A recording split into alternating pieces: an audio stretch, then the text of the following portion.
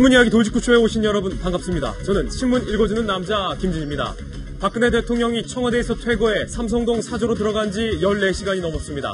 어젯밤 사저에 들어가면서 박근혜 대통령은 진실은 밝혀질 것이다, 이런 메시지를 남겼습니다. 이 메시지가 의미하는 것은 과연 무엇일까요? 지금 삼성동 사저 앞에 저희 취재기자 나가 있습니다. 일부 지지자들이 밤을 새웠다고 합니다. 잠시 후 박근혜 대통령의 삼성동 사저 현장 연결해서 분위기도 살펴보겠습니다. 박근혜 대통령이 남긴 메시지, 오늘 조간신문들은 과연 뭐라고 해석했을까요? 지금부터 저와 함께 하시죠. 먼저 동아일보입니다. 동아일보 일면에서 이렇게 해석했군요. 끝내 무엇은 없었다. 무엇은 없을까? 박근혜 전 대통령의 발언에 승복의 말은 없었다. 동아일보는 이렇게 제목을 뽑았습니다. 사진 한번 보시죠. 박근혜 전 대통령이 친박 지지자들과 함께 사저에 들어가기 전 담소를 나누는 모습입니다. 의외로 표정이 밝았고 담담했다. 웃음을 보였다. 미소를 보였다. 이런 평가인데요. 민경욱 의원의 전언에 따르면 이 웃음 뒤에 박근혜 전 대통령이 사저로 들어가서 눈물을 흘렸다고 합니다. 잠시 후 이에 관련된 이야기도 전해드립니다. 다음 신문입니다. 이번엔 한국일보인데요. 한국일보는 박 전 대통령의 그 발언을 어떻게 해석했을까요? 제목부터 보시죠. 박 대통령 진실은 밝혀진다. 사실상 탄핵 불복. 탄핵에 불복한 것 아니냐, 이런 해석을 했군요. 사진도 함께 봅니다. 박근혜 전 대통령의 오른쪽 눈가를 자세히 한번 보실까요? 사진 제목은 웃음 속 눈물. 지지자들을 향해서 박근혜 전 대통령이 미소로 화답했다라고만 알려졌었는데, 하룻밤 지나고 이 사진을 다시 보니 이 웃음 속에는 눈물이 있었군요. 웃음과 눈물의 의미가 과연 무엇인지 오늘 돌직구쇼에서 잠시 후 풀어보겠습니다. 다음 신문입니다. 이번엔 조선일보입니다. 박근혜 전 대통령의 이 발언에 대해서 문재인 전 대표 측에서 이렇게 말했습니다. 탄핵 불복인지 아닌지 입장을 분명하게 밝혀라. 문재인 전 대표가 박근혜 전 대통령에 대해서 비판을 하는 모양새인데요. 탄핵 불복이라면 이거 문제 있다. 문재인 전 대표 측에서 이렇게 입장을 내놨습니다. 다음 신문입니다. 이번엔 경향신문입니다. 일면인데요. 박근혜 전 대통령이 삼성동 사저로 들어가면서 청와대의 자리는 비었습니다. 여당 없는 5월 대선, 5당 체제의 선거전에 이제 돌입하게 됐습니다. 국면이 바뀌었다는 얘기지요. 대선 국면입니다. 5월 9일 대선 일자가 될 가능성이 큰데, 저희 돌직구쇼에서 수차례 말씀드렸던 것처럼 이번 대선은 장미대선이 되게 됐습니다. 장미대선을 맞는 정치권의 최신 여론조사 결과 잠시 후 대선 상황실에서 상황실장이 보고해드리겠습니다. 다음 신문입니다. 이번에 한겨레 신문인데요. 돌리면 나옵니다. 박근혜 전 대통령의 향후 일정, 당분간 삼성동 사저에서 칩거가 예상됩니다. 이 칩거를 도울 사람들이 결정이 됐다고 하군요. 윤전추, 이영선 두 행정관이 박 전 대통령의 삼성동 사저 칩거를 도울 것이다, 이런 기사 나와 있습니다. 이영선 행정관은 경호팀에 공식 합류했을 때, 윤전추 행정관 같은 경우는 사표를 써야 박근혜 전 대통령을 보좌할 수 있다고 합니다. 윤전추 행정관이 과연 어떤 선택을 할지. 어제 삼성동 사저로 윤전추, 이영선 두 경호관은 박근혜 전 대통령을 경호했습니다. 다음 신문입니다. 이번엔 서울신문입니다. 일면인데요. 문재인 전 대표가 박근혜 전 대통령에 대해서 수사해야 한다, 이렇게 밝혔습니다.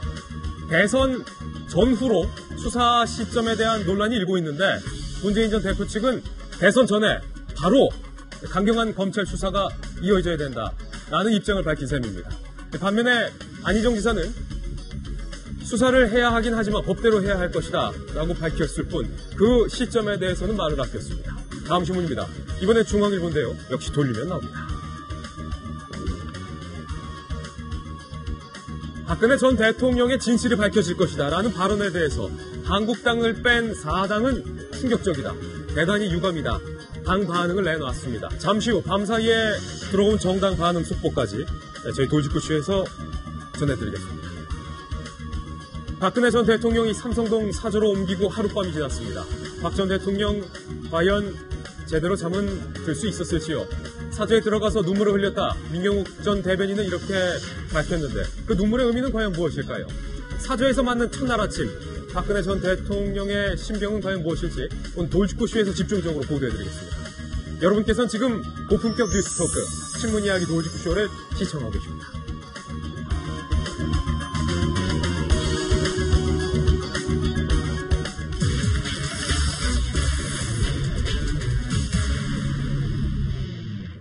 박근혜 전 대통령이 삼성동 사저에서 하룻밤을 지냈습니다. 첫날 아침, 과연 박 전 대통령은 저희 돌직구쇼를 시청하고 있을까? 이것마저 궁금해지는데요. 어제 박 전 대통령이 남긴 발언이 정치권에 큰 불씨가 돼서 논란이 되고 있습니다. 저희가 준비한 첫 번째 돌직구 신문부터 공개합니다. 큰 일면 헤드라인을 저희가 뽑았습니다. 박근혜를 파면한다 대 진실은 밝혀진다. 박근혜 전 대통령의 이른바 불복성 발언, 그리고 박 전 대통령이 보인 눈물, 향후 파장에 대해서도 저희가 폭넓게 진단해 보겠습니다. 지금 박 전 대통령의 삼성동 사저에 저희 취재 기자가 나가 있는데요. 일부 지지자들이 밤을 샜다고 합니다. 김남준 기자. 네, 어제 4년 만에 사저로 돌아온 박근혜 전 대통령은 오늘 아침 자신의 집에서 첫 아침을 맞이했습니다. 침실이 있는 곳으로 알려진 사저 2층은 오전 6시 30분쯤에 잠시 불이 켜졌다가 지금은 꺼져 있는 상태입니다. 어제 저녁 삼성동 사저에 도착해 지지자들에게 환한 미소를 보였던 박 전 대통령은 이후 외부 출입을 자제하고 있는 모습입니다. 오전 8시 10분쯤엔 사저로 아침 조간신문이 들어가기도 했는데요. 사저 주변은 청와대 경호관들의 삼엄한 경비 속에 평온한 일상을 맞는 모습입니다.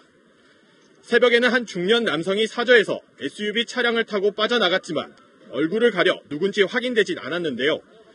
박 전 대통령 귀가에 동행한 윤전추, 이영선 행정관 역시 더 이상 모습이 포착되지 않아 지금도 사저에 머물고 있는 건지 이미 사저를 빠져나온 건지 확인되지 않고 있습니다. 박 전 대통령이 사저로 귀가할 당시 1000여 명에 가까운 인파가 몰려들었는데요. 지지자 30여 명은 삼성동 사저 앞에서 밤을 꼬박 새며 박 전 대통령에 대한 안타까움을 드러냈습니다.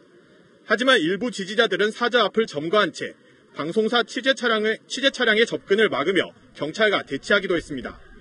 한 친박 단체는 이미 4개월 동안 이곳에 집회 신고를 해놓은 상태라며 오늘도 집회에 나서겠다고 예고했습니다. 현재 100여 명을 배치한 경찰은 상황에 따라 병력을 추가 투입해 혹시 모를 충돌이나 돌발 사항에 대비하고 있습니다. 지금까지 박 전 대통령이 머물고 있는 삼성동 사저 앞에서 채널A 뉴스 김남준입니다. 네, 오늘 아침 6시 30분에 박 전 대통령의 침실 쪽 방에 불이 켜졌다, 꺼졌다. 그리고 조간신문이 배달됐다. 박 전 대통령은 그런데 외부 행보는 아직까지 보이지 않고 있는 그런 상황입니다. 오늘 저희 박 전 대통령의 삼성동 사저 이주에 관련된 4가지 이야기 준비해봤습니다. 그중에 첫 번째 이야기는 박 전 대통령이 흘렸다는 눈물의 의미입니다. 저희가 준비한 출력물부터 확인해 보시죠. 탄핵 이후 청와대 퇴거, 미소, 눈물, 불복, 여러 가지 키워드가 나오는 오늘 아침입니다. 첫 번째 이야기는요. 앞에선 웃었지만 사저 들어가서 펑펑 울었다는 박근혜 전 대통령. 과연 어떤 심경일지요? 눈물과 웃음이 동시에 나왔단 말이에요. 민경욱 전 대변인의 발언을 통해서 심경을 좀 한번 유추해 볼까요? 민경욱 전 대변인입니다. 기자들과 백브리핑에서 이렇게 말을 했습니다. 사저에 들어갈 때부터 눈물이 볼에 흐르고 있었다. 밖에서는 애써 웃는 표정을 지은 것이다. 사저 안으로 들어가서 얼굴을 뵈니 볼 화장이 눈물로 지워져 있었다. 민경욱 전 대변인이 사저에 들어갔어요. 바로 박 전 대통령이 들어가자마자 바로 들어가서 메시지에 대해서 다시 한번 교감을 한 뒤에 나와서 기자들과 만난 자리에서 이렇게 말한 건데요. 사저 분위기에 대해서 민경욱 전 대변인이 이렇게 묘사를 했습니다. 만감이 교차했을 것이다. 박 전 대통령께서 하신 말씀에도 여러 가지가 녹아져 있다고 보면 될 것이다. 박 대통령께서 아까 말씀하신 걸 또박또박 이야기해 주셔서 제가 써서 가지고 발표한 것이다. 이렇게 말하면서요. 집안에 가스 냄새가 났다. 아무래도 보일러를 최근에 급하게 정비하다 보니까 가스보일러 정비 후에 오랜 기간 가동을 안 하다가 가동을 하면 가스 냄새가 좀 나지 않습니까? 그걸 의미하는 것 같아요. 침대와 소파의 커버도 벗겨져 있지 않은 상태였다. 보일러를 4년 동안 안 틀다가 틀려고 해서인지 연기가 자욱했다. 이렇게 말을 했네요. 동아일보 논설위원이신 정성희 위원님. 지난밤 박 전 대통령이 삼성동 사저로 4년여 만에 돌아온 뒤에 첫날 밤을 지새웠을 텐데 아마 못 주무셨을 겁니다. 뜬 눈으로 지새우지 않았을까요? 4년 15일 만에 이제 돌아갔을 텐데 그 돌아간 것이 처음에 4년 15일 전에 그 대한민국을 지키겠다고 헌법 앞에서 선서를 할 때는 이런 결과를 예측하지 못했었겠죠. 그래서 이렇게 돌아왔을 때 뭐 천여 명의 지지자와 친박 의원들, 지지자들 사이에서 정말 애써 미소를 지으면서 심지어 어떤 사람하고는 셀카까지 찍으면서 굉장히 담담하고 의연한 그 밝은 모습을 보여줬는데요. 사실은 심경이 그렇지 않았을 겁니다. 예. 그런 모습을 우리가 눈에는 눈물, 입가엔 미소라고 얘기를 하는데 정말 그러다가 이제 카메라가 없어지고 사람들이 없어지니까 아마 사저에 들어가서는 이제 참았던 눈물을 이제 쏟는 그런 상황인 것 같고요. 예. 아마 그 민경욱 전 대변인이 얘기한 대로 정말 만감이 교차하는 하루였을 겁니다. 특히나 이제 박 대통령의 심정이 탄핵 결과에서 승복을 하지 못하고 또 조만간 검찰 조사를 앞두고 있기 때문에 이런 전체적으로 억울하다는 심정과 함께 또 검찰 조사를 앞둔 그 불안감 이런 것이 같이 섞여져서 굉장히 불안하고 초조한 하룻밤을 보냈을 걸로 예상이 됩니다. 네, 김남준 기자 조금 전 전화로 중계차로 연결해 봤는데 삼성동 사저 다시 한번 현장을 연결해 보겠습니다. 박근혜 전 대통령의 집 안에서 어떠한 움직임도 지금은 보이지 않고 있는 상황입니다. 1층과 2층, 박 전 대통령의 침실은 2층에 있는 것으로 현재 알려지고 있는데 2층에 커튼과 불이 다 지금 꺼져 있는 상황입니다. 자세히 보시면 알겠지만 실내에 지금 불이 다 꺼져 있어요. 박 전 대통령이 아마 지난밤 잠에 들지 못했을 것 같은데 눈물을 흘릴 정도로 박 전 대통령의 심경이 동요가 있었다. 민경욱 전 대변인은 그렇게 밝혔는데요. 윤태권 실장님, 어떻게 보세요?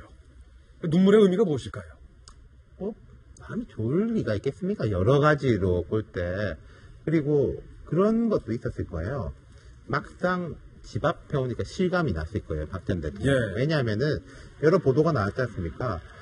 상당수의 사람들은 탄핵은 인용이 될 가능성이 높다라고 보고 8대0까지는 모르겠지만 7대1로라도 인용이 되겠지라고 봤는데 박 전 대통령 측은 특히 본인은 전혀 아니고 기각될 거로 철석같이 믿고 있었다는 거 아니에요.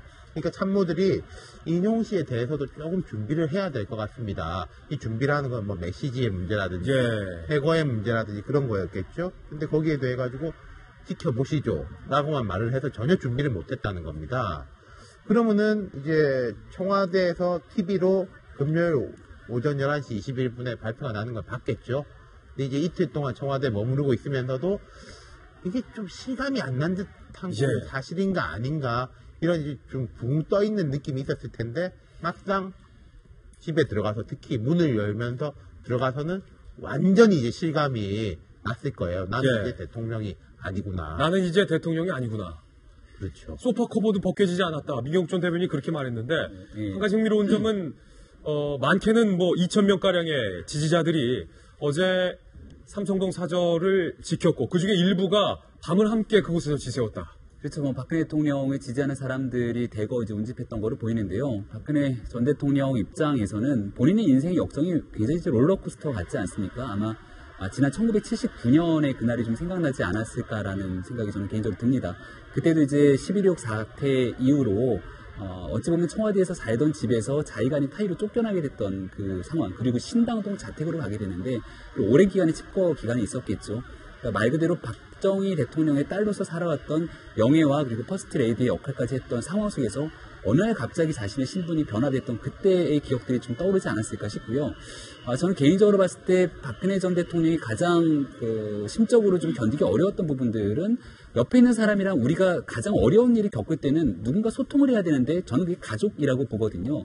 근데 박근혜 전 대통령은 소위 말하는 본인의 가족들과 굉장히 좀 어느 정도 정리한 채 살아갔던 부분들이고 결국 그 어려운 기간에 늘 말벗이 돼줬던 친구가 최순실 씨 아니겠습니까? 근데 최순실 씨는 지금 구치소에 있는 상황이고 2006년 커터칼 피습 사건이라든지 2007년도에 경선에서 패배했던 그 어려운 시기에도 결국은 언론 보도된 내용들에 따르면 최순득 씨 집에 가서 있었던 게 아니냐라는 얘기까지 나오는데 그렇게 친하게 지냈던 최순득 씨와의 인연도 이제 다 정리가 됐던 상황이라 지금 이 상황을 이제 본인 입장에서는 어떻게 견뎌나갈 것인가 이게 조금 걱정이 됩니다. 지금 시각이 9시 23분인데 삼성동 사저에 보면 실내에 불이 하나도 안 켜졌어요. 그러니까 그런 말 있지 않습니까? 죄는 미워하되 사람은 미워하지 말라. 막상 또 대한민국의 대통령이었던 전직 대통령이 사저로 들어간 모습을 지켜보는 국민들의 마음도 착잡할 것 같아요. 죄는 엄단하되 사람에 대한 연민의 감정도 복잡하게 특히 지지자들 사이에서 들 것 같은데 지금 시각에 왜 이렇게 불이 안 켜진 걸까요? 심리가. 어저께 보도된 내용에 따르면은 새벽까지 불이 안 꺼졌다고 얘기를 합니다.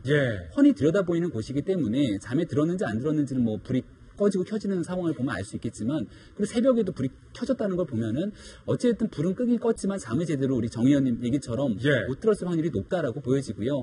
그리고 지금 이 상황에서 뭔가 불을 켜고 나오기보다는 그 본인 스스로도 지금 이 상황에 대해서 뭔가 현실을 인지하는 것이 좀 어렵지 않겠는가라는 생각이 들고요. 청와대에서 어저께 이제 긴급 나왔잖아요. 나오는 과정도 어찌 보면은 많은 언론들이 예측하기에는 어제가 아니라 한 오늘 정도에 나올 거라고 예상을 하지 않았습니까? 그만큼 어저께 저녁에는 굉장히 좀 긴급하게 나름대로 퇴거 조치를 한 거로 볼 수 있는데 현재까지 잠에서 깨고 난 상황 속에서도 만약에 이제 뭐 아침에 일어났다 하더라도 이 상황을 받아들이기는 현재로서는 쉽지 않은 상황이 아닌가 이렇게 보여지기도 합니다. 잠에 못 들었을 것이다. 혹은 이른 아침에 일어났을 것이다. 뭐 여러 가지 관측들이 나오고 있는데 분명한 건 불 꺼진 아침 삼성동 사저에서 우두커니 혼자 생각에 잠겨 있는 것만큼은 분명해 보입니다. 이와 관련된 두 번째 이야기 바로 전해드립니다. 사저에 들어가면서 박 전 대통령이 남긴 메시지는 내가 안고 가겠다 와 진실은 밝혀질 것이다. 이 두 가지였습니다. 오늘 조간신문은 불복 아니냐 강력한 법적 투쟁 아니냐 이런 지적들도 보도되고 있습니다. 민경욱 전 대변인의 입을 통해서 박 전 대통령의 발언을 한번 들어보시죠.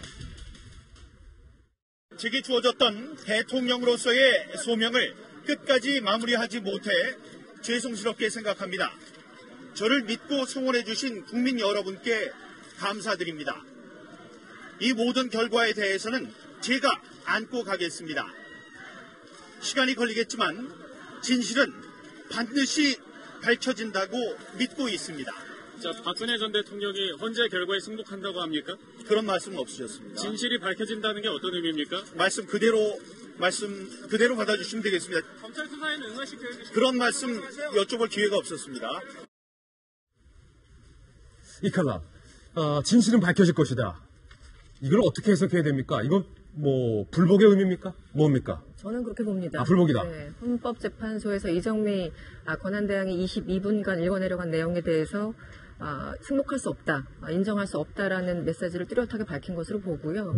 어쨌든 이 98년에 박근혜 대통령이 이제 정치인으로서 들어서면서 항상 그 원칙, 법 이런 걸 강조했던 정치인 아니겠습니까? 신뢰 이런 것들. 그런데 어쨌든 헌법재판소라는 그 최고의 어떤 헌법기관에서 내린 그 내용에 대해서 승복하지 않겠다라고 얘기를 하는 것은, 얘기를 안 했지만 사실 저렇게 얘기를 하는 것은 그동안 본인이 강조해왔던 어떤 기조와는 정반대의 입장에 서 있는 것은 아닌가, 좀 실망스럽다는 생각이 들고요.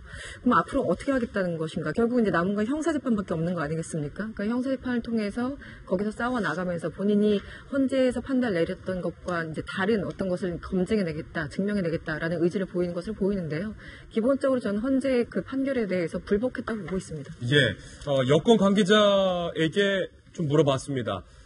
청와대를 나서면서 박근혜 전 대통령이 과연 이 헌재의 판단, 탄핵 인용에 대해서 어떤 생각을 갖고 있을까? 여권 관계자가 이렇게 말했습니다. 박 전 대통령은 끝까지 기각을 확신했다. 일절 사익 추구가 없었다며 억울하다는 생각을 하고 있었다. 송광훈 변호사님, 박 전 대통령이 청와대에 나오면서까지 헌재의 탄핵 인용에 대해서 이렇게 나는 사익 추구가 없었고 억울하다라고 생각을 했더라면 여권 관계자의 말대로 사죄에 들어가면서 남긴 말, 진실은 밝혀질 것이다 라는 말이 왜 나왔는지 이해는 되는군요. 저는 진실보다도 내가 안고 가겠다 그 말을 좀 깊이 좀 분석해 보고 싶습니다. 방점은 앞에 있다. 네. 지금 헌재의 그 탄핵 인용의 결정적인 그 역할을 하는 사람이 두 사람이 있거든요. 예. 누구였을까요? 안종범 수석, 정호성 씨 두 사람입니다. 결정문을 보시면 이 두 사람의 결정적인 증언이 가장 측근에서 가장 보좌했던 두 사람의 증언이, 그 다음에 그 진술이 오늘 이 결과 나게 만들었어요. 굉장히 아이러니하죠? 측근 중에 측근이었던 두 사람 때문에 이렇게 쫓겨나셨단 말이에요. 그러면은 지금 안고 가겠다는 말씀하셨는데 누구를 안고 가죠? 맨 처음에 만약에 안고 가겠다는 말을 정호성이나 안종범 수석이 구속되기 직전에 또는 헌재에 나와서 증언하기 직전에 그 두 사람이 무슨 죄가 있느냐, 다 내가 시켜서 한 것이고 다 내 수적처럼 했기 때문에 결국은 내가 내 책임 아니겠느냐, 그 사람들 구속시키지 말고 내가 조사받고 나 이 다음에 처벌해 주라, 이게 안고 간다고 하는 그 표현 아닌가요? 예. 만약에 그렇게 됐으면 어떻게 됐을까요? 저는 달라졌을 것 같아요. 탄핵 안 됐을 거다. 일정한 부분 헌재에 굉장히 설득력 있는 예. 동정심을 줄 수가 있었겠죠. 예. 그런데 그걸 안 했거든요. 근데 뭘 안고 가죠? 이미 다 구속될 사람 다 되고 이제 본인만 남았어요, 조사가. 그렇게 보면은 여전히 이 전체적인 이 사건의 맥락을 아직도 깨닫지 못하고 있는 이 자체가 참으로 답답하죠. 안타깝다. 네. 진실은 밝혀질 것이다 라는 박 전 대통령의 발언에 대해서 밤사이에 각 정당들이 반응을 내놓았습니다. 정당별로 반응 저희가 취재해봤는데 함께 보시죠. 네, 먼저 더불어민주당, 충격적이고 대단히 유감스럽다. 헌법 수능과 존중이 그리도 과한 일인가? 비판의 발언이 나왔습니다. 국민의당, 통합을 기대했는데 역시나 허망한 기대였다. 국가의 불행이다. 이런 반응 내놨고요. 바른정당은요, 대리인을 통한 입장 발표가 분열과 갈등의 여지를 남긴다. 정의당에서는 끝까지 잘못을 인정하지 않는 오만방자한 태도에 소름이 끼친다. 이런 말을 내놨습니다. 주요 대권 주자들도 박 전 대통령의 삼성동 사저에서의 발언에 대한 입장을 밤사이에 내놨습니다. 먼저 문재인 전 대표 살펴볼까요? 박 전 대통령의 이 발언이 헌재의 탄핵 결정에 불복하는 것이라면 국기문란 사태다. 헌법과 국민에 대한 도리가 아니다. 강한 비판의 메시지를 내놨고요. 안희정 지사는 박 전 대통령은 민의에 불복하는 자세를 버리고 진솔한 사과와 승복의 메시지를 직접 발표해야 된다. 심상정 대표 측입니다. 국민에 대한 사과 대신 일부 지지자 결집을 위한 대국민 투쟁 선언이다. 마지막 도리마저 저버린 박 전 대통령을 가장 고약한 대통령으로 기억할 것이다. 정우찬 전 총리 같은 경우는요, 사실상 불복을 선언하면서 아직도 뭘 잘못했는지 몰라서 억울해하고 있는 모습이다. 최소한의 인간적 연민마저 거두고 싶은 심정이다. 지금 이런 얘기가 나왔습니다. 친박 인사의 발언도 한번 살펴보겠습니다. 친박계 인사는 진실은 밝혀질 것이다. 이 발언을 과연 어떻게 해석했을까요? 만약에 톡 까놓고 얘기해보자. 박 전 대통령이 저기서 자기 혐의 다 인정하고 엎드리는 모습 보이면 그나마 남은 지지층마저 다 떨어져 나가지 않겠냐. 재기의 기회가 완전히 사라질 것이다. 검찰이 칼을 휘두르더라도 피하지 않고 맞받아치겠다는 의중으로 보인다. 이렇게 말을 했고요. 한 친박 관계자는요, 만약에 진보 정권이 들어선다고 해도 TK 지역에선 동정 여론도 불고 있다. 현재의 분위기가 굳으라면 2, 3년 뒤 이 지역을 중심으로 탄핵에 대한 새로운 평가가 나올 수 있다. 좀 말씀드릴까요? 참 좀 답답해요. 답답하고 저런 계획, 일단 두 가지 부분으로 야권이 원래 상당히 긴장하고 있었습니다. 금요일만 해도 이게 너무 일방적으로 해서 깔끔하긴 한데 동정 여론이라든지 뭔가 벌어지지 않을까 했는데 어제 한 오후 점심 때 이렇게 알아보니까 다들 긴장이 많이 풀렸어요. 예. 자, 금, 토, 일, 3일 동안 어떤 일이 있었습니까? 그 탕기국 이분들은 너무나 눈살이 찌푸려지게 하는 격렬한 불법적 저항. 3명이나 돌아가셨는데 그게 무슨 경찰의 폭력에 의한 것도 아니고 자기들이 이제 재풀에 해가지고 그래서 사고가 났었죠. 그래서 이제 박 전 대통령에 대해서 지지하는 사람들의 상당수가 떨어져 나갔고, 그리고 이틀 동안 대통령이 한마디 메시지도 없이 버티는 모습을 보면서 또 한 반 떨어져 나갔고, 어제 저 모습까지 해가지고 더더욱 떨어져 나갔고, 이 야권에서는 굉장히 많이 풀렸어요. 그러니까 지금 검찰에서도 뭐 뒤에 우리 이야기 나오겠지만 이거 좀 부담이 덜하다, 수사할 수 있겠다 이런 분위기로 가는 것이고, 친박 진영이라든지 대통령 쪽에서는 저렇게 생각을 할 수 있을 것 같은데, 제가 이게 좀 아니라고 생각하는 이유를 몇 가지 말씀드리자면요. 검찰 수사에 받아치겠다? 아니, 지금까지 90일 동안은 전혀 받아친 게 없지 않습니까? 일방적인 메시지만 내놨을 뿐이죠. 이러면은 지금보다 앞으로도 이런 식이면은 더 이상 사태가 역전이 되기가 힘들고, 그 다음에 다음 정권이 뭐 예를 들어서 문재인 후보가 대통령이 돼가지고 진보 정권이 되는데 잘못하면 우리가 재평가 받지 않겠냐. 그럴 수도 있겠죠. 그럼 과거에 두 가지 예를 한번 들어보죠. 79년에 박정희 전 대통령이 이렇게 서거를 하고 첫 번째 재평가가 한 98년 박 전 대통령이 국회의원 당선된 쯤이었을 거예요. 18년 만이에요. 그것은 두 가지 이유 때문입니다. 일단 박정희 전 대통령은 유산이 있고요. 이 유산이라는 게 경제 발전에 대해 가지고 진보 쪽에서도 인정하는 그런 부분이 있는 것이고, 두 번째로 결합된 게 김영삼 전 대통령 때 경제가 워낙에 안 좋아지면서 이게 결합이 된 거죠. 그렇기 때문에 올라갈 수 있었고, 그 다음 두 번째, 아마 박근혜 전 대통령 측에서는 노무현 전 대통령 사례를 제일 바랄 겁니다. 2009년에 그렇게 되셨는데 2010년에 지방선거를 통해서 사실상 회복이 됐고, 지금은 뭐 제일 존경받는 대통령인데, 노무현 전 대통령 같은 경우에도 유산이 있어요. 이념적인, 철학적인, 정책적인 유산이 있고, 그리고 박근혜 전 대통령의 가장 큰 차이점은 사람의 문제입니다. 뭐 문재인, 안희정, 뭐 누구, 그리고 사실은 노 전 대통령 보지도 못했던 사람들조차도 이제 친노다 해가지고 뭉치고 있는 그 사람의 유산인데, 있잖아요. 윤상현, 서청원, 최경환. 그렇죠. 그 사람들로 이제 한번 해보겠다라는 건데, 그거는 이제 국민들이 판단을 해주실 거예요. 그분들하고 아까 제가 말씀드렸던 그런 사람들하고의 뭐 차이 부분에서. 그렇기 때문에 저는 아직도 이렇게 생각하신다면 조금 죄송한 말씀이지만은 미망이다. 이렇게 말씀드리고 싶어요. 지금 박 전 대통령의 진실은 밝혀질 것이다. 이른바 불복시사 발언에 대해서 야권에서 워낙 강경한 비판의 메시지가 쏟아지고 있는데, 일각에서는 박근혜 대통령 지지자를 중심으로 이제 청와대에서 나왔다, 뭐 쫓겨나왔다라는 표현을 쓰시면서 해도 너무한 거 아니냐, 뭐 이런 목소리도 좀 있는 것 같아요. 감성에 호소하면서 지지자를 결집하는 건데, 저는 이제 박근혜 전 대통령이 현재 마지막 본인이 이제 변호하면서 마지막 문장이 그랬습니다. 국민 통합을 위해서 이제 애쓸 것이다. 근데 대통령께서 박근혜 전 대통령이 얼마나 본인의 기각을 확신을 했으면은 사실은 그러니까 국민들한테 심기일전에서 어떻게 하고 정무수석이나 이런 사람을 어떻게 교체하고 하는 전국 구상까지 가지고 있었다고 그래요. 보도에 의하면은 그 정도로 본인의 기각을 확신을 이제 한 상황인데, 그런데 이제 대통령의 마지막 메시지, 국민 통합을 위해서 이제 하겠다 하는 것이 전제가 이제 있었던 거죠. 탄핵이 이제 기각될 경우에 국민 통합을 위해서 애쓰겠다는 것이었고, 탄핵이 그렇게 인용될 경우는 아예 상정조차 하지 않았다는 것이 저는 이제 놀라운 대목인 것 같습니다. 근데 이제 박 전 대통령 같은 경우는 과거에 노무현 대통령 탄핵 시에도 분명히 얘기를 했었죠. 탄핵 시나 그때도 헌법에 그 탄핵 결과에 순응하겠다고 했고, 세종시 이전에 대해서도 탄핵이 이제 했을 때도, 헌재에서 결정이 나왔을 때도 굉장히 비판하면서 이거는 따라야 되는 것이 대통령의 의무다라고 얘기를 했었는데, 그야말로 이제 내가 하면은 로맨스고 네가 하면 불륜이나 식으로 이거에 대해서 본인이 그 기준에서 따르지 않은 거 굉장히 아쉽고요. 물론 저는 이제 대통령 심경으로 보면은 특히 대통령이 억울해하는 대목이 있잖아요. 나는 최은서가 공모해서 공범이 아니다. 수의 사익을 추구하지 않았다. 순전히 국가를 위한 마음으로 했다는 그 진정성을 이제 인정받지 못하는 부분에서 엄청 억울해하는데, 그럼에도 불구하고 이제 나라라는 것은 국가 이성이 작동하는 것입니다. 그런 것을 이제 따라줘야 되는데, 끝까지 대통령이 본인의 개인의 억울함만 호소하는 모습은 굉장히 아쉬웠습니다. 동정의 여지가 없다.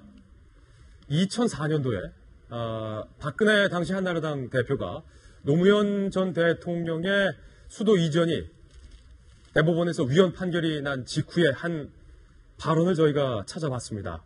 헌재의 결정에 대해서 당시 박근혜 한나라당 후보가 말했던 발언이 다시금 화제가 되고 있는데 들어보시죠. 헌재의 결정을 존중하지 않는 것은 곧 헌법을 존중하지 않는 것으로, 이것은 헌법에 대한 도전이자 체제에 대한 부정입니다. 잘못은 누구나 할 수 있습니다. 그러나 잘못을 확인했을 때는 고칠 줄 알아야 합니다. 계속 잘못을 반복해서 완전한 파탄으로 갈 것인가, 잘못을 인정하고 나라를 살리는 길로 갈 것인가 결단을 내려야 합니다. 김병민 의원님. 네. 그 말씀, 구구절절 옳은 말씀만 하시네요. 저 멘트를 사실은 헌재 최종 선고 결정이 있기 전에 국민들이 기대했던 겁니다. 마지막 대통령으로서 혹시나 인용이 되더라도 이 갈라진 대한민국의 분열된 상황들을 극복하기 위해서 내가 할 수 있는 최선의 노력을 다하겠다는 메시지를 기대했는데 여전히 나오지 않았고요. 탄핵 선고가 이루어지고 난 뒤에 저는 적어도 청와대를 퇴거하는 그 순간 혹은 사저에서 들어가기 직전에 그 많은 취재진들이 몰려있는 그 순간에 한마디 메시지라도 나올 줄 알았는데 참모진이라고 볼 수 있는 사저 대변인이라고 하는 이 정말 듣도 보도 못한 이런 직책을 통해 갖고서는 이야기를 했다라는 사저 대변인이라는 직책이 생겼어요. 예. 듣도 보도 못한 일이죠. 좀 상상할 수 없는 일이 일어난 건데요.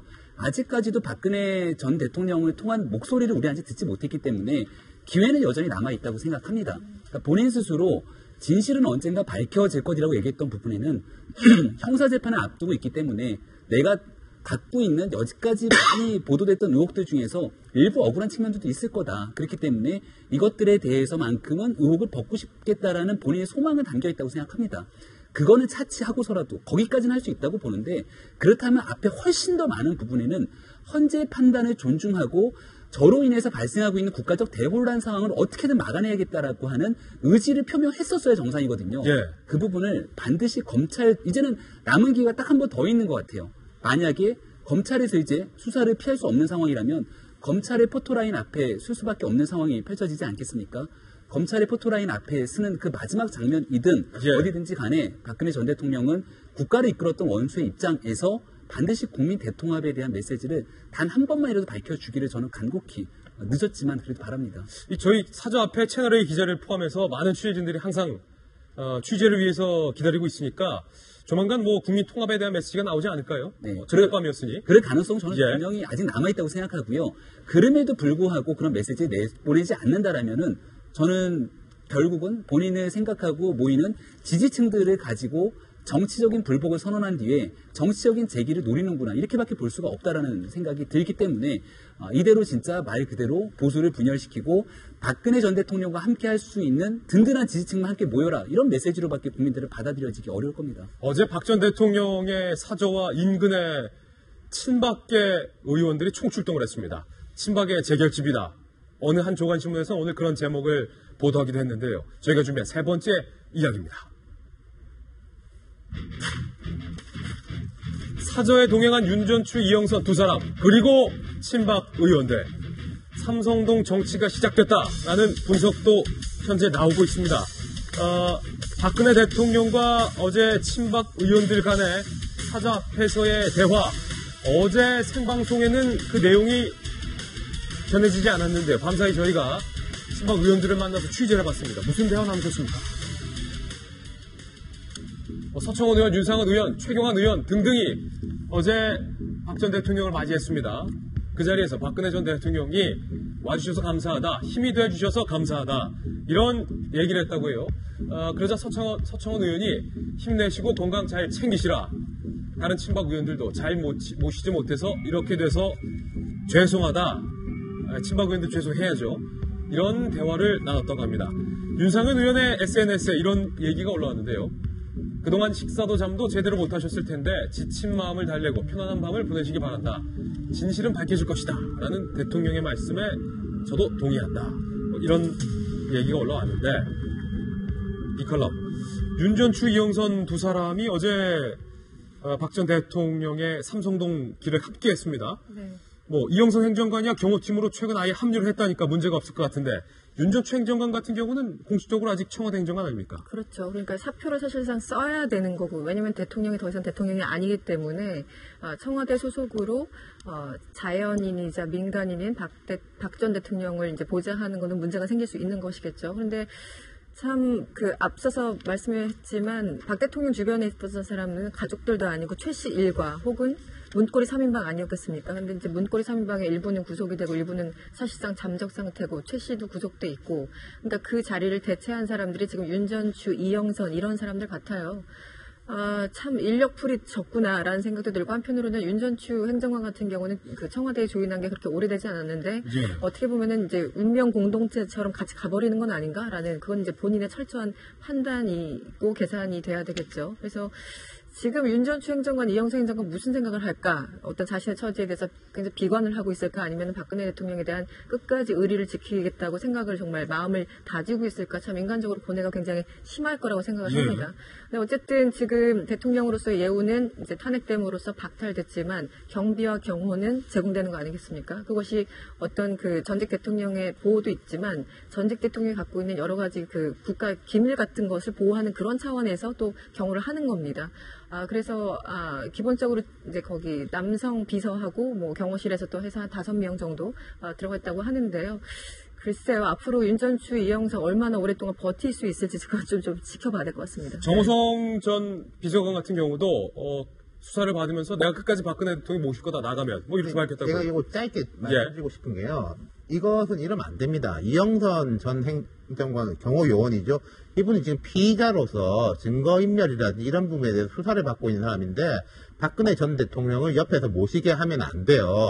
그거를 저는 청와대 비서실장하고 경호실장이 이분의 이제 적을 옮겨준 것 자체에 대해서 문제 제기를 하고 싶고, 그리고 조금 더 늘려서 말하자면은 청와대에서 황교안 대행을 보좌해야 되는 국가 안보 라인이라든지 경제 정책을 제외한 모든 라인들은 있을 필요가 없습니다. 대통령 비서실장이 왜 있어야 됩니까? 경호실장이 왜 있어야 됩니까? 황교안 대행은 경찰이 경호를 합니다. 그 외에 부속실 라인이라든지 모든 조직들은 지금 사실은 금년에 다 없어졌어야 되는데요. 오늘부로 다 걷어내야 돼요. 그리고 윤전추 전 행정관 자연인으로서 자기가 가가지고 모시겠다고 하면은 그건 누가 말리겠습니까만은 이런 식은 안 되죠. 사표를 써라. 사표를 쓰는 게 아니라 이게 조직 자체를 이거 황교안 대행이요. 이 부분에 대해 가지고 일괄적으로 정리를 해야 됩니다. 이영선 행정관이 지금 박 전 대통령을 경호하는 것이 문제가 있다. 그렇죠. 그 사람은 피의자고 지금 입건이 돼 있고 증거인멸이라든지 이런 위험성이 매우 높은 사람이거든요. 박 전 대통령 주변에 사람이 없다는데 조금 야속한 거 아닙니까? 아니요. 그러면은 저는 아까 말씀드렸다시피 개인의 신분으로도 한다면은 그거는 누가 말릴 수가 없어요, 법적으로. 근데 국가 공무원의 신분을 유지하면서 한다는 건 말이 안 된다는 거죠.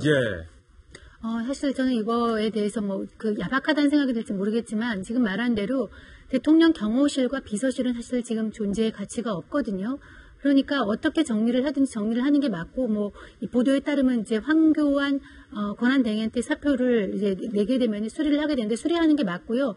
내각은 지금 같은 위기 상황에서 더 잘 돌아가야 됩니다. 그렇지만 대통령을 보좌하는 일은 없기 때문에 해야 되는 그런 정리를 해야 되는 측면이 맞고, 윤전추 행정관 같은 경우도 이제 사표를 내야죠. 사표를 내고 저는 대통령을 좀 도와줬으면 좋겠습니다. 개인적으로. 왜냐하면 그동안에 아까 얘기했던 대통령이 믿고 의지하는 사람은 최순실 씨였는데 최순실 씨가 지금 없잖아요. 최순실이 이제 감옥에 가서 없는 상황에서 그래도 개인적으로 뭔가를 믿고 맡길 수 있는 사람이 있었기 때문에 윤전추 행정관 같은 경우는 인간적인 도리라도 사표를 내고 와서 대통령을 지금 이런 데서는 도와줬으면 좋겠습니다 하는 그 바람이 있습니다만, 이영선 행정관은 왜 그렇게 우리 검찰이 관대하죠? 사실 저는 대포폰 50대 하면서 이 대포폰 공급책이냐는 얘기가 나오는 정도인데도 대통령을 저렇게 보좌하는 거는 지금 저는 문제가 있어 보입니다. 네 번째 이야기 넘어가겠습니다. 문재인 전 대표가 퇴거한 박근혜 전 대통령을 향해서 검찰 수사의 목소리를 높였습니다. 함께 보시죠. 불소추 특권 사라진 박근혜 전 대통령 수사, 향후 진행은 과연 어떻게 될 것인가? 문재인 전 대표를 포함한 이른바 야권 대선 후보들은 검찰의 신속한 수사를 강조했습니다. 함께 보시죠. 문재인 전 대표, 수사를 미룰 하등의 이유가 없다. 만약 다음 정권에 수사하게 되면 보복 수사 논란이 벌어질 수 있다. 문재인 전 대표는 여유를 주지 말자는 거예요. 박 전 대통령에게. 하루의 여유도 안 주겠다. 빨리 검찰 수사해라. 이런 강경한 입장이고요. 반면에 안희정 충남지사는 당장에 수사해야 한다라는 직접적인 언급은 피했습니다. 다만 헌법과 법률의 정신대로 수사를 진행해야 된다. 이런 식으로 한마디 하고 말을 아끼는 분위기. 이재명 성남시장은 문재인 전 대표보다 더 앞서갔죠. 구속될 사유에 해당된다면 당연히 구속해서 엄벌해야 한다. 이렇게 입장을 지금 밝혔는데요. 송건 변호사님, 법조인으로서 이거 일단은 탄핵은 됐고 퇴거도 이루어졌고 대선은 다가왔고 검찰 수사와 그 시점에 대해서는 여러 가지 논란이 있네요. 네. 그 탄핵이 결정돼서 중계하는 날 저는 한국 TV를 안 보고 굉장히 궁금해갖고 CNN을 틀었었어요. 사실은. 예. 그리고 굉장히 그날 진짜 기분 나쁘고 아주 섭섭했죠. 사실은. 뭐라고 표현했냐면요. 이건 박근혜의 부패 스캔들이고 이 한국의 부패 구조는 수십 년간 이어져 내려온 한국의 유구한 전통이라고 표현했어요. 아, CNN이요? 네. 예. 그 다음날 뉴욕타임스 뭐라고 얘기했을까요? 이 한국의 시스템은 원래 그렇고 그런 시스템이다. 역시 똑같은 표현으로 했죠. 지금 이 탄핵 인용과 관련해서 아까 김 의원은 뭐 통합도 얘기하시고 불법도 얘기하시고 우리가 논문도 얘기했지만 저는 그거는 별로 격가지예요. 사실은 이 탄핵의 하이라이트는 부패 스캔들입니다. 고질적으로 내려왔던 이 정경유착을 우리는 끊을 수 있는 가능성이 있는지 그거 이제 시험 때 올랐어요. 시청자 여러분들한테 내가 죄송한 얘기를 하면은 어쩔지 모르지만은 우리는 그것부터 이제 우리도 다시 한번 되돌아봐야 돼요. 우리 자유로울 수 있어요?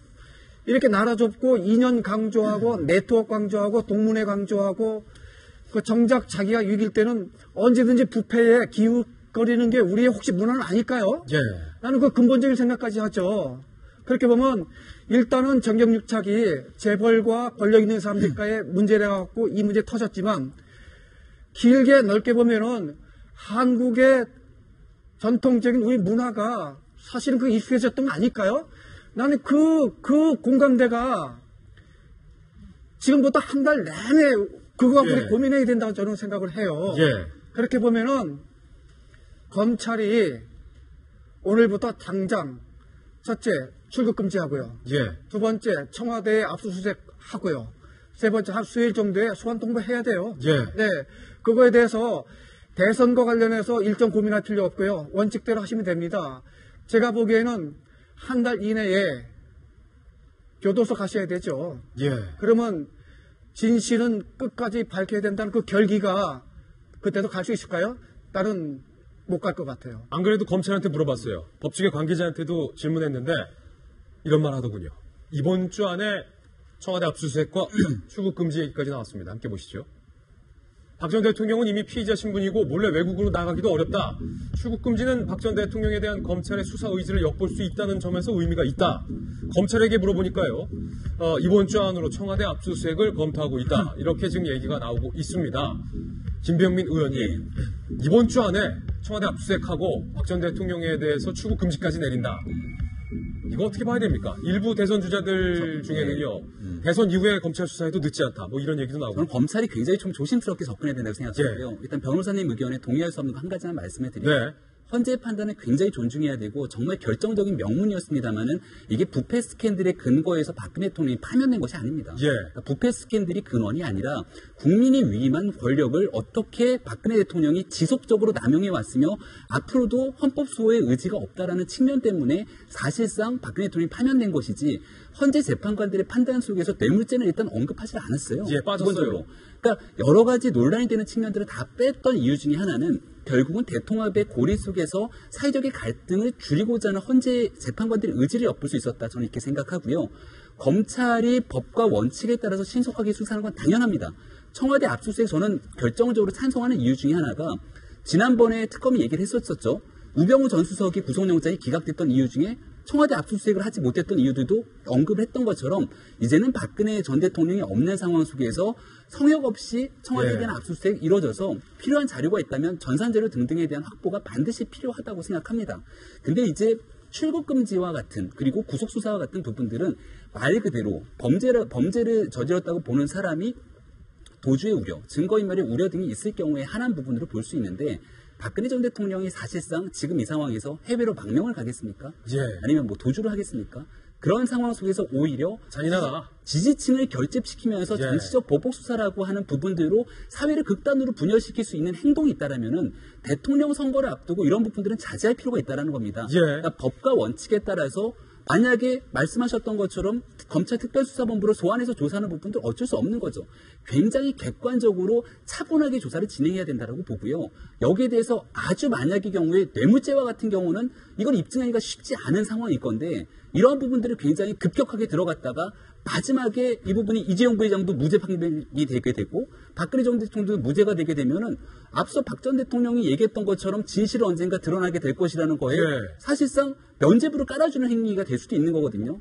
굉장히 조심스럽게 접근해야 된다 저는 이렇게 생각합니다. 감정적으로 접근해서는 안 된다라는 건데. 짧게만 얘기할게요. 짧게만. 지금 검찰 수사가 급한 이유가 급한 게 아니고 원칙대로 가야 될 이유가 지금 이재용도 그렇고 최서원, 최순실도 그렇고 뇌물죄 지금 재판 시작됐어요. 그러면 그게 중요한 축이 누구예요? 박근혜 대통령이란 말이에요. 그 수사가 진행되지 않으면 이 재판을 하고 굉장히 거리가 멀어지면 굉장히 혼선이 있을 수 있거든요. 법률적으로. 그런 점에서도 보면 머뭇거릴 이유가 없어요. 수사를 하지 말자는 게 아니라 네. 예를 들어서 출국 금지 조치라든지 그리고 구속영장을 청구를 하던 이유가 있냐라는 헌재의 메시지가 대통령이라도 법 앞에 평등하다고 하는 그 법치주의의 질서를 보여준 거거든요. 송광 변호사님 반드시 출국 금지 시켜야 된다. 그러면은 이를테면은 1억 원짜리 사기 피해자가 있어요. 그러면 수사 개시할 때 뭘부터 할까요? 출국 금지부터 하는 겁니다. 그게 ABC거든요. 그러면 그걸 왜 머뭇거려요? 검찰이 아시겠지만 저는 검찰을 믿질 못해요. 사실은 아시잖아요. 잘 아시잖아요. 우병우 수석도 지금 출국 금지 안 됐잖아요. 그렇죠? 네. 그러니까 믿지는 못하는데 대안이 없어요. 검찰에 또 수사를 맡길 수밖에 없잖아요. 이번에는 잘할 것 같은데 이 검찰이 이런 모습 안 보여주면 역시 그 검찰이지. 역시 우병우 검찰이지. 니들이 가봐야 소용없는데 이 비난 듣지 않겠어요? 그럼 당연히 제가 김수현 총장이다. 오늘 출국 금지 해야죠. 근데 저도 출국 금지를 리트머스 시험지로 보는 거는 조금 별로 적절할까 싶습니다. 내용을 보고 이제 어떻게 조여 들어가는가를 봐야지. 오히려 그럴 수도 있거든요. 출국 금지 이렇게 빵빵 때려놓고 대신 이제 수사는 흐물흐물하게 할 수도 있는 거거든요. 그러니까 내용을 보는 게 중요할 것 같아요. 여기까지 들어보겠습니다. 박근혜 대통령이 사저에 들어간 지 하룻밤이 지났습니다. 검찰도 조심스럽게 지켜보고 있는 부분인 것 같습니다. 이번엔 저희가 준비한 다음 돌직구 신문인데요. 대선 1이 다가오고 있습니다. 이제는 장미 대선이 될 가능성이 매우 높아졌습니다. 5월 9일이 대통령 선거일이 되지 않을까 이런 관측도 벌써부터 나오고 있습니다. 그래서 준비했습니다. 돌직구쇼의 대선 상황실인데요. 오늘 대선 상황실의 의제부터 공개합니다. 오늘 돌직구쇼 대선 상황실의 의제는 두 가지입니다. 뚫린 출마의 길 그리고 킹의 꿈. 이게 누구한테 뚫린 걸까요? 누구의 꿈일까요? 대선 상황 실장 김 실장 불러봅니다.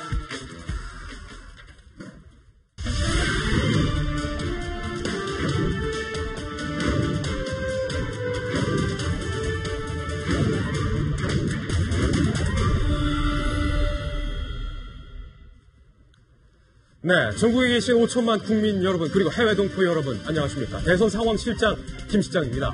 가장 중요한 거 한 가지. 자, 탄핵 전에는 대선 주자들의 여론조사 결과 이렇다 칩시다. 탄핵 이후에, 국면이 바뀐 이후에 여론조사 결과 과연 어떻게 변했을까? 저도 궁금하고 많은 시청자 여러분들도 궁금해하실 겁니다. 그래서 김 실장이 발빠르게 준비했습니다. 탄핵 이후에 주요 대선 주자의 여론조사 순위와 그 흐름 어떻게 변했는지 지금 바로 공개합니다. 대선 주자 지지도 추이 변화가 있었을까요? 흐름에 변화가 있습니다. 순위는 변화가 있습니다. 먼저 문재인 전 대표가 1위를 유지한 것은 맞습니다만 그러나 요즘에 무슨 말 하다가 그러나 하는 게 탄핵 이후의 유행이라는데 그러나 30%대의 지지율이 깨졌다는 것 28%로 하락했다는 것 그리고 이에 반해 안희정 지사의 지지율은 2위입니다. 그러나 13.7에서 16.6으로 상승을 하면서 두 사람의 격차가 탄핵 선고 이후에 좁아들고 있는 그런 흐름을 보이고 있다는 것. 첫 번째 유의점이고요. 두 번째, 황권한대의 지지율이 떨어지고 안철수 전 대표의 지지율이 오르고 있다는 것. 두 사람의 격차가 점점 좁아지고 있다는 유의미한 흐름. 그리고 유승민 의원의 이름이 사라지고 어느새 홍준표 지사의 지지율이 1.8에서 2.9로 오르고 있다는 것. 이런 결과를 지금 받아들일 수 있을 것 같은데 김변민 의원님 일단 문재인 안희정 두 사람의 지지율 흐름이 탄핵 전후로 심상치 않은 것 같아요. 아마 안희정 지사는 예측을 했던 것 같아요. 왜냐하면 지난번 촛불전국 과정에서도 안희정 지사의 지지율은 미미했습니다. 국회에서 탄핵소추안이 가결되고 난 이후부터의 통합의 메시지를 강조했던 안희정 지사가 무서운 속도로 올라갔지만 마지막에 탄핵이 기각될지도 모른다라는 또 다른 위기감이 있으면서 안희정 지사의 지지율이 급격히 빠지기 시작했거든요. 그러니까 결과론적으로 탄핵이 인용되고 난 이후에 조기 대선을 바라보는 안희정 지사의 지지율은 상승할 거다 이렇게 예측을 했었는데 결과론적으로 짧은 기간이지만 오르고 있는 추세를 볼 수 있고요. 앞으로 한 1, 2주 정도 더 시간이 지나게 되면 안희정 지사의 상승폭은 조금 더 올라갈 수 있다. 그리고 마찬가지로 굉장히 좀 흥미로운 대목은 이재명 시장의 지지율이 빠지기 시작하고 있죠. 똑같은 전국입니다. 촛불 전국 때도 분노의 메시지를 담은 이재명 시장의 지지율은 올라갔지만 그 이후에 화학과 극복을 위한 메시지의 지지율은 빠진다.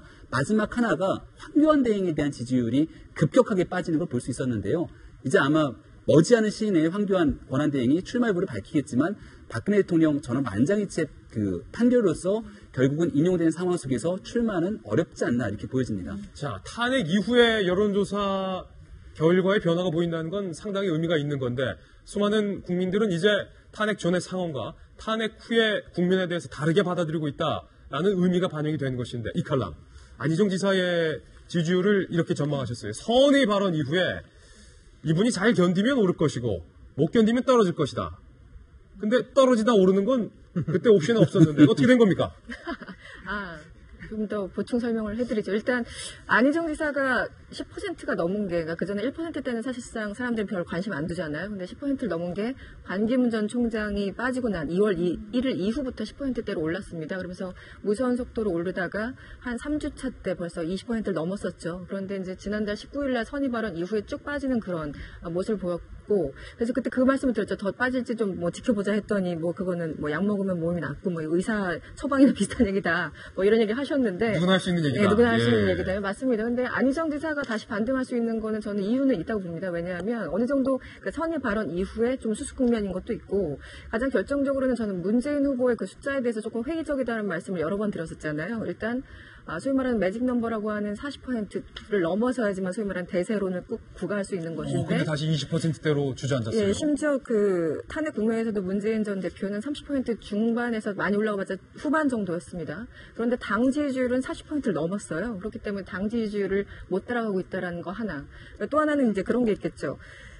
그동안 탄핵 국면, 그러니까 3월 10일 기준으로 탄핵 전과 후를 나눈다면 그전에는 박근혜냐 문재인이냐, 예를 들어 정권 교체는 아니냐 이 싸움이었다면 지금 이제 어쨌든 탄핵이라는 게 됐잖아요. 예. 그러니까 이제는 문재인이냐 아니냐의 싸움이 된 겁니다. 그러니까 다음 대통령이 누구냐를 생각하기 시작했다. 그렇죠. 그러니까 조금 더 현실적이 된 거죠. 그동안은 박근혜만 보였고 그렇기 때문에 저게 싫으니까 이제 정권 교체해야지 그러면 될 사람 몰아주자 해서 약간 표를 던지는 그런 게 있지만 지금은 아주 냉정하게 현실적으로 된 거죠. 그래서 어쨌든 탄핵됐으니까 이제 사람들이 조금 더 현실적인 자기 표를 이제 보이기 시작하는 거죠. 예. 그래서 저는 문재인 대표가 떨어지는 게 어떻게 보면 당연하다고 보고 앞으로 문재인이냐 아니냐 그 싸움에서 안희정이 더 오를 수도 있는 거고 혹은 밖에 뛰쳐나간 김종인 전 대표가 오를 수도 있는 거 그건 가능성이 있는데 기본적으로 30% 밑으로 떨어졌다라는 것 그리고 탄핵 직후에 저 숫자가 나왔다라는 거는 굉장히 좀 앞으로 어떻게 진행될 것인가 보여주는 일종의 전망치가 아닌가라는 생각이 듭니다. 오른 사람 또 있는데 윤태웅 실장님 그래프 자세히 보시면 안희정 지사도 올랐고 문재인 전 대표는 떨어지는 동안 안철수 전 대표의 상승폭도 눈여겨볼 만하죠. 올랐죠. 문재인 전 대표 많이 빠졌다고 볼 수는 없고 조정이라고 보고 제가 볼 때는 크게 흔들리는 신호로 보기는 어려워요. 저기서 더 빠지느냐 문제고 일단 그리고 한국 리서치가 딴 데 비해서 전반적으로 작게 나와요. 위도 작게 나오지만 예를 들어 딴 사람들도 10 나오는 사람 여긴 8 나오고 그런 게 있으니까 좀 보시고 방금 이승원 칼럼니스트가 말한 거죠. 아주 재밌는 부분이 이제 프레임이 문재인이냐 아니냐로 갈 것이다. 저도 그렇게 생각합니다. 그게 민주당 안에 한 가지 프레임이 있고 민주당 바깥의 프레임이 있지 않습니까? 그럼 민주당 안의 프레임에서는 안희정 지사가 과연 치고 올라갈 수 있을 것이냐. 경선에서 이길 수 있냐? 그렇죠. 이제부터 탄핵 끝나고 나면은 일주일 동안 다시 선거인단 모집을 더 하거든요. 지금 166만인가 됐는데 요 숫자를 보면은 조금 알 수 있을 거예요. 일주일 동안 얼만큼이 더 들어오느냐. 저는 그래도 문 전 대표가 강하다고 보는 입장인데 바깥으로 볼 때는 두 가지 축이 있습니다. 한 세 가지로 볼 수 있겠죠. 황교안 전 총리로 상징이 되는 박근혜 대통령과 가까운 이게 친박 강성인 사람들이 우리 보수가 뭉쳐야지 문재인을 꺾을 수 있다. 이게 아니라는 게 보여지고 있는 것이고요. 그 다음에 이제 새롭게 나타난 흐름이 김종인 전 대표의 흐름 다 뭉치자. 문재인이 아닌 사람은 임명진, 네. 나경원 다 해가지고 다 뭉치자. 저는 좀 김종인 전 대표가 프레임이 잘못 잡고 있는 게 아닌가. 좀 박 대통령 상관이 없는 사람들이 먼저 한 다음에 거기는 뒤에 붙이는 식으로 해야지 힘이 붙을 건데. 그 얘기는 저희가 잠시 후에 다뤄볼게요. 예, 힘들 것 같고. 그럼 마지막 흐름이 한철수 전 대표가 계속 이야기했던 거. 듣든지 말든지 계속 이야기했던 거. 나와 문재인의 싸움이다. 그리고 이번에 자격이 있는 사람은 우리 둘밖에 없다. 이게 지금 꿈틀거리고 있어요. 저 여론조사에서 보면은 저기는 안 나와 있는데 삼자 구도가 아주 재밌습니다. 안철수 전 대표 2등으로 올라갔어요. 황교안 총리를 누르고 그리고 원래 그랬었죠. 양자 구도로 볼 때 문재인 전 대표를 이긴 사람은 아무도 없습니다만은 제일 덜 지는 사람은 안철수다. 이게 점점 나타나고 있으니까 안 전 대표의 예언이 한 번 더 맞아 떨어지는지 이걸 좀 볼 필요가 있을 것 같아요. 오늘 그래서 대선 뉴스 3가지 준비했습니다. 뚫린 출마의 길과 킹의 꿈이라는 의제도 살펴보시면서 뉴스 함께 하시면 좋을 것 같습니다. 첫 번째 대선 뉴스입니다.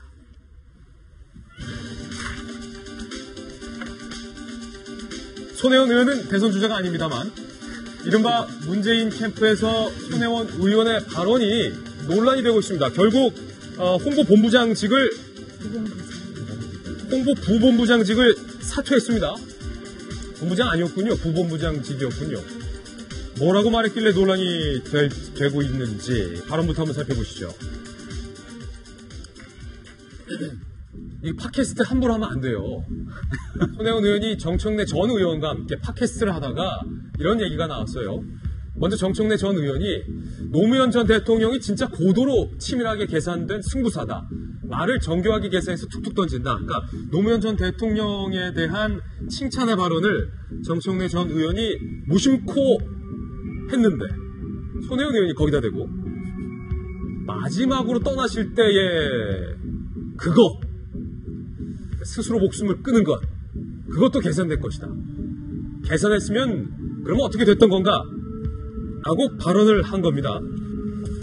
그러면서요 정청래 전 의원이 천하의 정 전 의원도 말리기 시작합니다. 아니 그거는 계산 안 했지 뭐 그것까지 계산했겠냐. 그런데 재차 손혜원 의원 같은 경우는 그것도 계산한 것이다.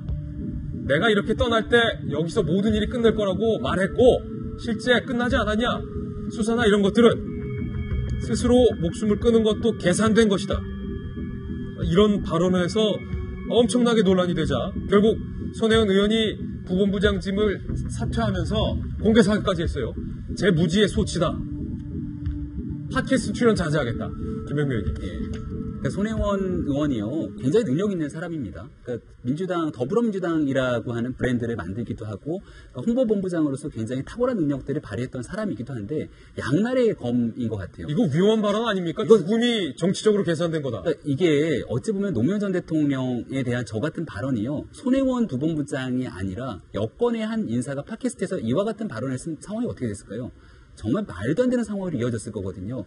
게다가 사람의 목숨을 가지고 뭔가의 정치적 계산을 통해서 목숨을 던질 수 있다는 것들은 뭐 생각하기도 어려운 일이지만 차마 입으로 담아서도 안 되는 내용을 팟캐스트라는 공간에서 나름대로 이게 어찌 보면은 진중하고 무거운 자리가 아니라 이게 좀 웃고 떠드는 그런 공간에서 이야기가 나왔다는 것 자체가 먼저 번 홍준표 지사 발언보다 더 센 거 아닙니까? 네, 너무너무 심각한 상황으로 볼 수 있죠. 근데 손혜원 부본부장의 이와 같은 실수가 한 번이 아니라 바로 얼마 전까지만 했을 때는 또 이제 문재인 전 대표의 캠프가 이제 곰을 상징한다 그래서 곰이랑 호랑이가 싸우는 영상을 올렸는데 그 영상이 알고 보니까 북한 TV 영상을 올렸던 거잖아요. 그때도 또 사과를 했고 그러니까 지금 더불어민주당 차원에서는 플러스 알파로 얼마나 더 갖고 오느냐의 싸움이 아니라 얼마나 덜 잃어버리냐의 싸움이기 때문에 한마디 한마디가 조심스러운데 손혜원 부본부장의 이와 같은 사건의 파장은 저는 쉽게 가라앉지 않을 것 같다는 생각이 듭니다. 노 전 대통령의 서거가 정치적으로 계산한 것이다.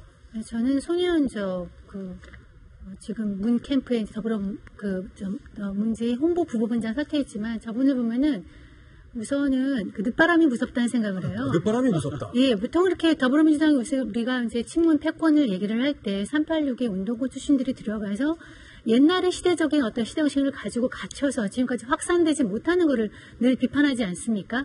그런데 이제 그런 쪽에 들어가서 바로 포로가 되어버렸어요. 그 사람보다 386 옛날에 운동권 출신보다 더 극렬하게 그런 프레임에 갇혀가지고 확산을 못하고 있는 것이 안타깝고요.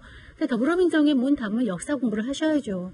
지금 더불어민주당의 전신이 어떻게 되고 역사 공부를 하시면서 이분들이 그 노무현 전 대통령이 어떤 위상을 가지는지 어떤 정치 사력을 가지고 어떤 삶을 사는지에 대해서 공부를 하고 해야 되는데 그런 거에 무지한 채 문재인 후보를 대통령으로 만들기 위해 너무 급급하다 보니까 저렇게 계속 헛발질을 하는 것 같습니다. 예, 이거 사실은 이 칼럼 입장에서도 받아들이기 힘든 발언일 것 같아요. 손혜원 의원의 이 발언. 근데 아무리 무지해도 어떻게 저런 얘기를 할 수 있습니까? 무식한 거에도 금도가 있다. 네, 무식함에도 정도가 있고. 예. 저는 홍준표 지사 발언 보고도 경악을 금치 못했었는데 이건 한 발 더 나간 것이고 이거는 기본적으로 역사를 잘 모르는 그냥 학생들한테 물어봐도 저런 발언은 안 나올 거라 생각합니다. 그리고 모르겠어요. 죽음을 계산을 하고 글쎄요. 그것까지 저는 한 번도 사고를 해본 적이 없어서 어떻게 사고 체계가 운영되면 저런 발언이 나올 것인가. 어제 제가 눈을 의심할 정도였어요. 저 발언을 여러 번 읽어봤는데 더군다나 그 막말의 대가라고 불리우는 정청래 전 의원이 말리기까지 했는데 거기서 한 발 더 나갔잖아요. 저는 좀 이건 마치 서석구 변호사가 김평우 변호사 말릴 때보다 더 심하게 말렸어요. 정청래 전 비슷한 맥락이라고 봐야 되겠죠. 그래서 정말 자제 자중 좀 이런 거가 필요하지 않을까. 특히 이제 민감한 시기에 또 앞서가는 후보 옆에 있으면 같이 또 어깨가 들썩거리기도 합니다. 이미 대선이 끝났다. 이런 안도감에서 나온 실수 아니었을까요? 실제 내부에서는 문재인 대통령 소리를 한다고 하잖아요. 그러니까 이미 됐다고 생각하고 그래서 아마 어떤 그런 분위기 때문에 휩쓸려서 저런 발언이 그냥 나온 게 아닌가 싶은데요. 제발 자중을 좀 부탁드리겠습니다. 예, 어쨌든 본인이 사과했으니까 해프닝으로 끝나는 것 같아요. 하실 말씀 있어요? 네. 제가 좀 더 내용을 보니까 의외로 나는 맥락은 좀 이해할 수 있겠네요. 또 무슨 말을 해? 표현 중에 계산이라는 말은 그 오해도 있고 문제가 있는데 전체 맥락을 하여튼 그 내용의 전부라고 하면 살펴보면은 대통령이 그 결심할 때 망신당하지 말자. 그 다음에 어떻게 이런 지경까지 왔었나. 내 가족들은 어떻게 하지. 이런 생각이 굉장히 복잡했겠죠. 그때 마지막 이제 결론이 났었던 것이 그래. 그러면 내가 이렇게 결단함으로써 이런 생각을 추측할 수는 있거든요. 그렇게 보면은 그러니까 지금 손혜원 의원의 표현은 그걸로 말미암아 사건이 종결됐다 이 표현을 하거든요. 그러니까 전체적인 맥락을 보면은 아무래도 큰 고민이 있었겠죠. 이 사건을 바라보는 이 당사자 입장에서는. 나는 그 점에서 보면 제가 생각보다 그렇게 아주 과도하게 좀 오버했다는 생각은 또 안 들 수도 있는. 죽음으로 수사를 다 무마하려는 생각을 했던 게 맞다. 고민이 있을 수가 있었겠죠. 청와대 마지막 출입기자였고 노 대통령 서거했을 때 일주일 동안 꼬박 봉하마을에 있었는데 결과가 어떻게 이렇게 됐을 수 있다라고는 해석을 할 수 있겠죠. 하지만 이분은 계산해가지고 사전에 했다라고 의도성을 가지고 했다는 거지 않습니까? 그러니까 지금 변호사님 말씀하신 거하고 전혀 차원이 다른 이야기라고 생각해요. 이제 결과적으로 어떻게 하다 보니까 최종적으로는 이렇게 결론이 됐다라고 하는 거하고 계산을 해가지고 했다라고 하는 게 어떻게 똑같은 이야기입니까? 말이 안 되죠. 여기까지 한번 들어볼게요. 두 번째 대선 뉴스로 넘어가겠습니다. 뚫린 출마의 길. 의제의 정체가 드러납니다. 함께 보시죠. 길 터주며 판 키우는 한국당. 이거 제목 누가 뽑았습니까? 제가 뽑았네요. 길 터주며 판 키우는 한국당. 자유한국당의 상황이 지금 딱 이런 것 같아요. 오늘 이 얘기 한번 들어보겠습니다. 홍준표 대 황교안 구도다. 이거 얼마나 많은 사람이 동의할지는 잘 모르겠습니다만 일단 홍준표 지사의 최근 발언부터 저희가 좀 취재를 해봤는데 한번 들어보시죠. 1000명이라는 단어를 썼습니다. 1000명. 1000명을 받아야 할 순간이 오면 피할 수만은 없다. 하늘의 명이다. 헌법재판소의 파면 결정은 잡범들에게나 적용되는 괘씸죄가 섞인 여론재판 느낌이다. 당에게 감사하게 생각한다. 당에게 감사하는 이유가 홍준표 지사에 대한 출마의 길이 열렸습니까? 일단 그렇죠. 이제 출마의 길을 두 사람한테 공동으로 좀 열어주고 있는 것 같은데요. 자유한국당이. 일단 홍준표 지사 같은 경우는 그 그 성완종 전 회장 그 뇌물죄로 했다가 이번에 항소심에서 무죄 판결 났죠. 그래서 당시 당원권이 정지됐었는데요. 어쨌든 대법원 판결을 남겨두고 있습니다. 근데 대법원 판결 나오기 전까지는 당원권 정지를 풀어주겠다. 그래서 해제 조치. 그래서 이제 한마디로 족쇄를 일단은 풀어줬고요. 신분 복귀가 됐군요. 그렇습니다. 그리고 이제 황교안 권한대행한테는 어떤 길을 내줬느냐. 일단 17일 날 예비 경선을 해요. 그래서 이제 3명만 출연하겠다. 왜냐면 자유한국당에서 우리는 기억 못하지만 많은 사람들이 지금 대권 출마를 하고 있습니다. 그래서 이제 그 사람들을 가려내서 3명을 출마시키고 마지막 31일에 여론조사를 통해서 마지막 당 후보를 선출하기로 했습니다. 자유한국당 이 경선에 대해서 굉장히 관심이 많으시군요. 네, 뭐 어쩔 수 없었습니다. 네. 어제 보니까 좀 예외 특례 조항이 있어요. 어떤 거요? 외국인 특례 뭐 학생도 아니고 이 황교안 권한대행을 겨냥한 것이라는 그 추측을 할 수밖에 없는데 17일날 일단 예비 경선하고 31일날 본 경선 하면은 그 끝내야 되잖아요. 근데 예비 경선 17일날 거기에 그 당시 없었던 후보도 정말 압도적으로 뭐 지지율이 높거나 당에 도움이 된다고 판단하면 30일날 그 여론조사에 한마디로 후보로 입성할 수 있다는 겁니다. 아까 예선 안 치르고 바로 본선으로 올 수 있다? 네. 그러니까 이거는 사실상 말이 안 되는 거고 다른 후보자들한테 형평성에 굉장히 논란이 될 수밖에 없는 거 아니겠습니까? 황 권한대행을 염두에 둔 건 아니냐? 예, 본인들은 뭐 아니라고 얘기를 하고 있지만 사실상 우리는 황교안 권한대행 아니면 저런 거를 왜 냈을까 의심할 수밖에 없는 대목입니다. 황 권한대행이 파면 직후에 대통령 파면 선고 직후에 누군가를 만났다고 해요. 그 누군가가 이렇게 말을 했습니다. 취재해봤는데 함께 살펴보시죠. 김태호 최고위원 오랜만에 나왔어요. 황 권한대행에 대한 기대와 관심이 많더라 라고 황교안 권한대행에게 말했다. 황 대행과의 만남 직후 다시 용기를 내겠다. 새로운 대한민국을 만드는 일에 국민과 함께하겠다. 그러니까 김태호 전 최고위원도 나오고 황 권한대행 너도 나와라. 뭐 이런 얘기를 주고받았다는 거예요. 거기 아마 김태호 최고위원이 먼저 제안해갖고 만난 것 같고요. 김태호 최고위원이 나올 거냐 말 거냐를 이제 떠보러 간 것 같아요. 제 생각에는. 당신 나올 거냐? 그리고 자유한국당의 모 대선 후보 알려지진 않았지만 어제 통화를 한번 했는데 김태호 최고한테 전화가 왔다는 겁니다. 그러니까 말 그대로 김태호 최고위원이 한 명 한 명 지금 돌아가는 분위기를 보고 있는 것 같은데 지금 자유한국당에 나올 사람이 마땅치 않으니 나 정도는 나가야 되지 않겠느냐라는 생각을 하는 것 같은데 글쎄요. 국민들의 선택이 과연 어떠한 지지율을 형성할지는 잘 모르겠습니다.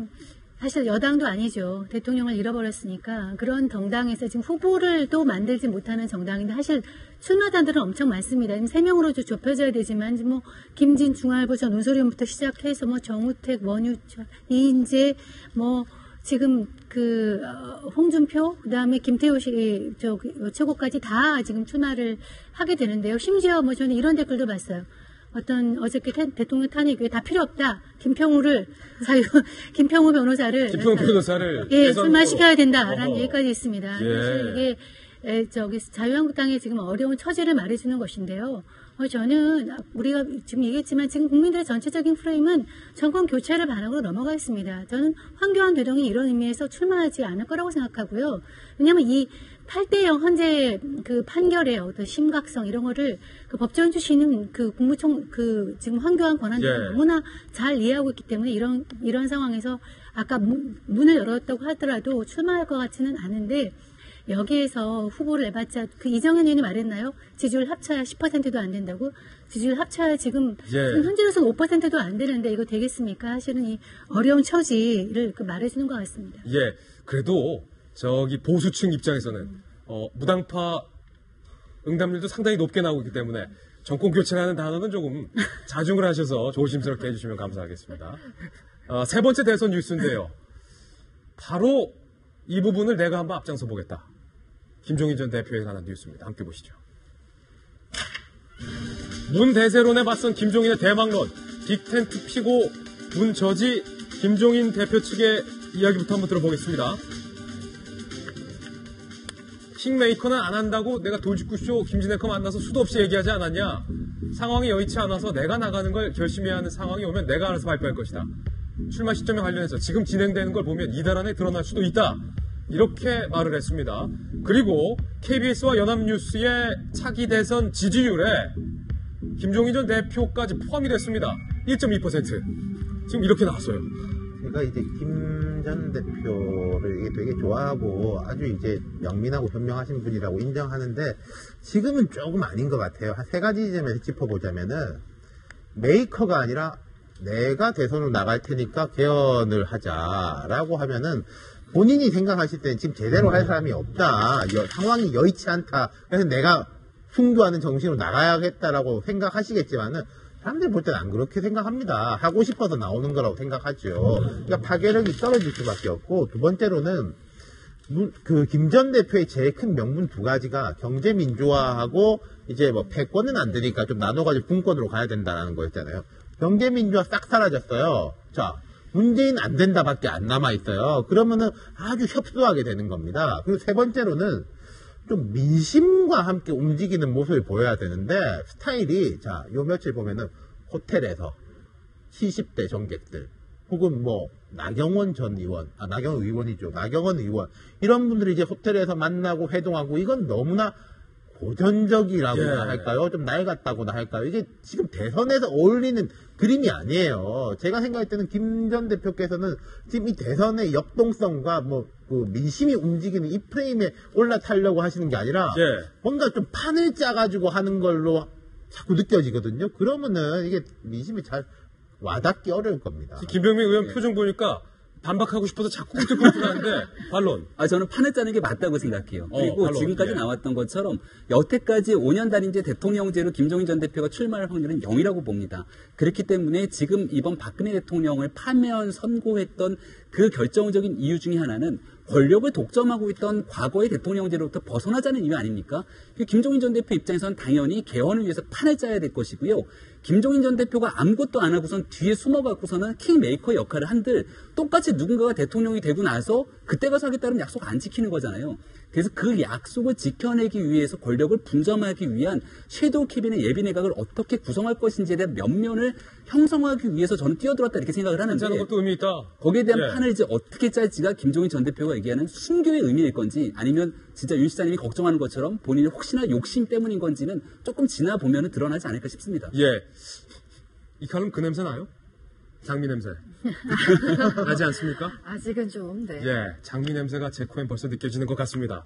장미 대선입니다. 60초 후에 돌아옵니다. 잠깐만요. 네, 이번 주 안에 황교안 권한대행이 대선 일자를 지정해서 발표할 것으로 전망되고 있습니다. 과연 황 권한대행 본인 스스로 출마를 할까요? 그리고 판을 짜고 있는 김종인 전 대표가 왕이 되는 선택을 할까요? 너무나도 궁금한 것들 많습니다. 저희 돌직구쇼 대선 상황실에서 속 시원하게 다 풀어드리겠습니다. 오늘 저희가 준비한 내용 모두 전해드렸습니다. 저희는 내일 아침 9시에 더욱더 풍성한 뉴스 들고 인사드리겠습니다. 오늘 하루는 분명 어제보다 나을 겁니다. 좋은 하루 되십시오. 고맙습니다.